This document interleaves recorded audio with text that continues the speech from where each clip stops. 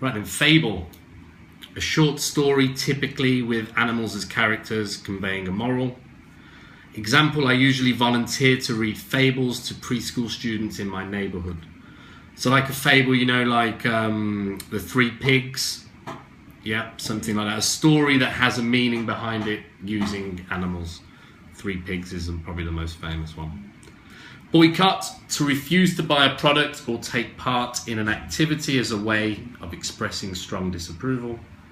So example, the subway boycott caused so much inconvenience to commuters. Or you could say, I'm boycotting Samsung because I don't like how they treat their workers. Or I'm boycotting Israel because the way they're treating Palestine, I will not go there.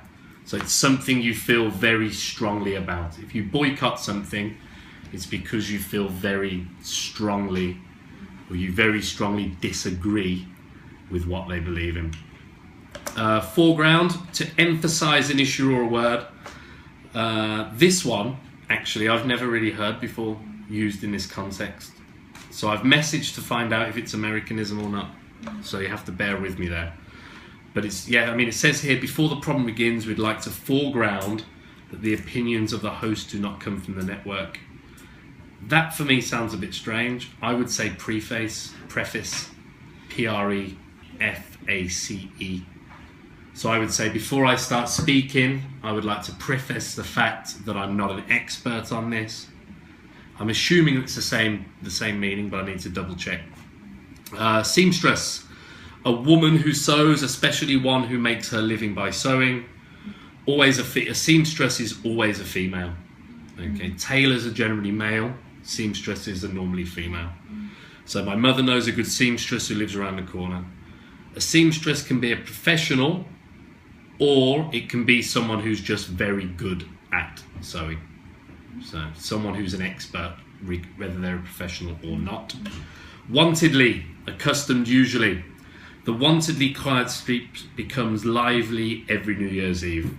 So something that is normal that can sometimes change. So I could say Michael works wontedly in his bar, in his restaurant. Something that I'm used to do, wontedly. Metaphor, the application of a word or phrase to an object or concept it does not literally denote, suggesting a comparison to the object or concept. Elisa uses metaphors to describe the characters in a short story. So you could say, like, if you saw a really tall person down the street, you could say, oh, that person, he's so tall, he's as tall as a tree. Or you could say, that person's head is so big, it looks like a bus.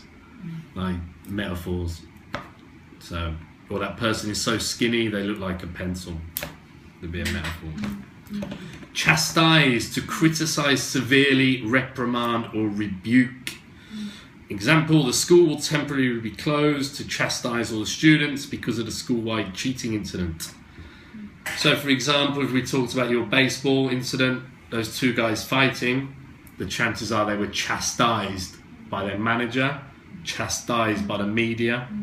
It's something someone does really wrong, and it's a very aggressive way of telling someone they're wrong. So if you get chastised, it means someone is probably shouting at you. So usually to chastise someone would not be in public, it might be at home. Like my mother would chastise me for smoking when I was younger. What are you doing smoking? You don't. That's something, when you are told very strongly that something is wrong and you've done something wrong, to chastise. There we go.